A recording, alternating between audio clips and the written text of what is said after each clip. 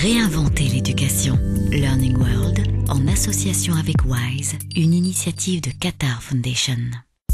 Le système éducatif néerlandais est souvent classé parmi les meilleurs au monde. Pour autant, sur place, une ségrégation culturelle et ethnique est de fait en place. Voyons comment les Néerlandais s'efforcent d'améliorer les résultats de tous les élèves sans exception. Montessori, Jenaplan ou encore Dalton, les écoles néerlandaises proposent une grande diversité de méthodes pédagogiques. Pas de quoi contenter certains qui estiment qu'un enseignement moderne n'est qu'affaire de nouvelles technologies.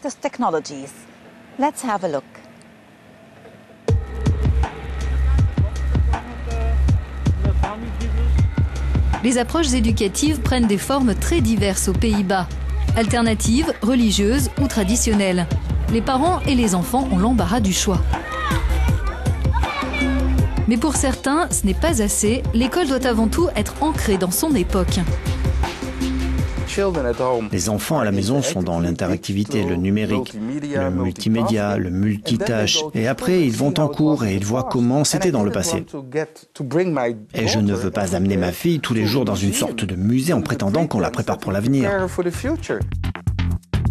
Avec d'autres parents, Maurice a créé la fondation O4NT, ou Éducation pour une nouvelle ère. Elle est à l'origine de la création de 7 écoles baptisées Steve Jobs qui ont récemment ouvert leurs portes dans plusieurs villes du pays. On a besoin d'acquérir des compétences pour notre vie actuelle. C'est déjà ce que les enfants apprennent à la maison. On a aussi besoin de compétences pour l'avenir, sans les diviser en toutes sortes de matières, mais en les prenant comme un concept d'ensemble. Les dernières technologies permettent d'adopter une nouvelle philosophie. Dans cette école, les élèves, iPad en main, n'ont pas d'emploi du temps fixe, ni de manuel scolaire. Leurs professeurs les orientent et ils peuvent passer d'une leçon à l'autre à leur rythme. Mais la démarche a des limites. Je me suis retrouvée tout d'un coup devant un iPad. C'est différent d'un livre. Au début, j'ai trouvé ça vraiment bien pour apprendre. Et après, je me suis dit, waouh, un iPad, je peux faire plein de choses avec. Et j'ai découvert tous les jeux. Dans ces établissements, les enseignants sont vus comme des coachs. Plusieurs organisations s'inspirent de la démarche pour mettre l'accent sur la formation des encadrants afin d'améliorer la qualité de l'enseignement dans les écoles du pays. La première étape pour innover au sein du système éducatif néerlandais, c'est que les professeurs sortent de leur classe, partagent leurs connaissances et s'intéressent à des méthodes plus novatrices. La deuxième étape consiste à discuter de la manière dont ils peuvent les appliquer en classe. Mais les Pays-Bas n'ont pas attendu l'ouverture de ces écoles pour afficher d'excellents résultats, se classant 10e de l'enquête PISA de l'OCDE en 2012. Malgré des subventions publiques restreintes, les universités néerlandaises ont l'ambition de rivaliser avec les meilleurs établissements mondiaux. Nous vous proposons de visiter l'une des plus prestigieuses, l'Université de technologie d'Eindhoven.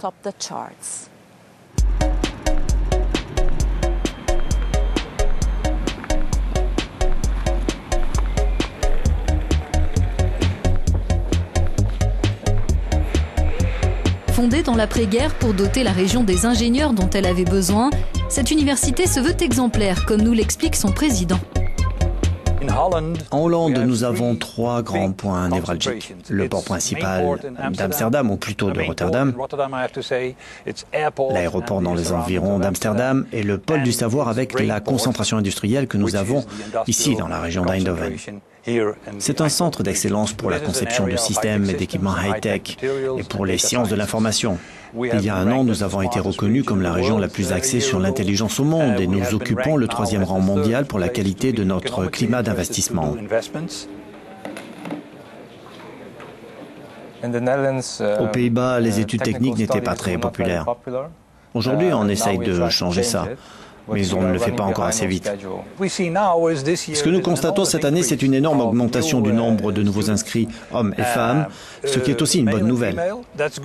La hausse sera d'environ 30%. Les sciences sont devenues plus sexy et je pense qu'en cette période de crise économique, c'est une meilleure garantie pour trouver un emploi.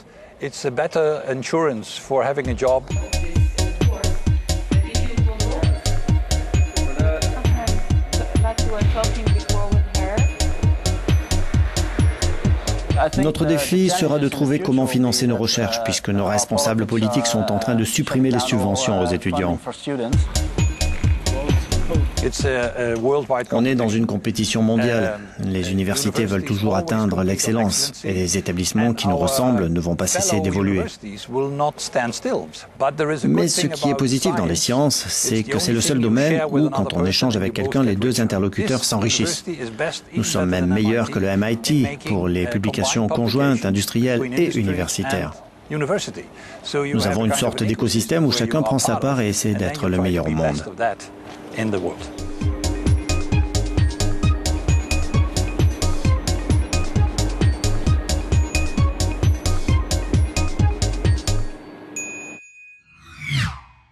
Une forme de ségrégation ethnique et culturelle pèse de fait sur le panorama éducatif aux Pays-Bas.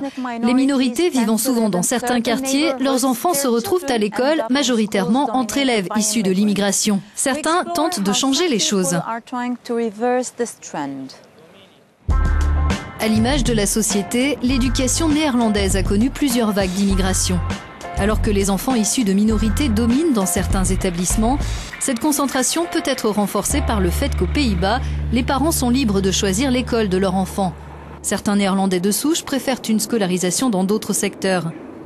Résultat, des écoles dites blanches ou noires, où différentes communautés sont largement présentes. Dans les écoles noires, il y a plus de problèmes, de violences et de difficultés. Les enseignants ne sont pas aussi attentifs que dans les écoles blanches.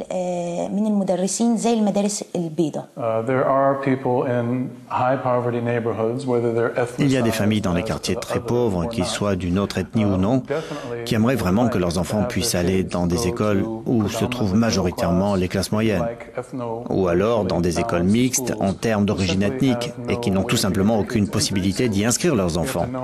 On doit savoir comment fonctionnent les choses dans l'éducation. Dire qu'aux Pays-Bas, le choix de l'école se fait librement et sans entrave, c'est faux.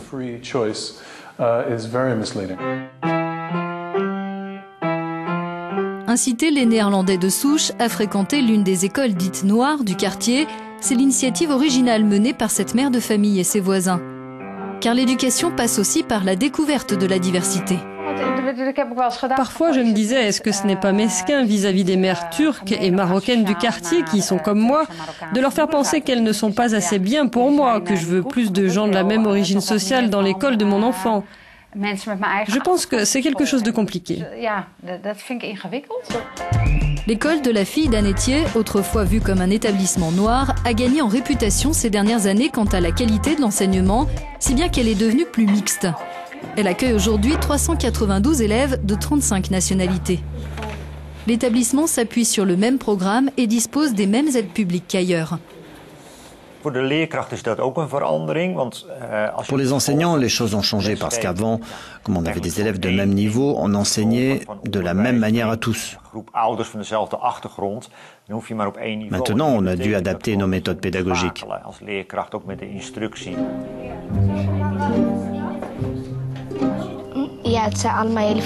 Oui, il y a beaucoup de cultures différentes et quand je vois d'autres enfants, je me rends compte que leurs écoles sont vraiment différentes d'ici. On apprend des mots dans d'autres langues, c'est sympa et convivial en même temps. Pour l'instant, le gouvernement néerlandais ne s'est pas donné comme priorité de favoriser la mixité dans les établissements scolaires. Des citoyens et des établissements tentent de le faire à leur niveau. C'est tout pour notre état des lieux dans l'éducation aux Pays-Bas. N'hésitez pas à nous faire partager votre avis et votre expérience du système néerlandais sur nos pages des réseaux sociaux. À bientôt.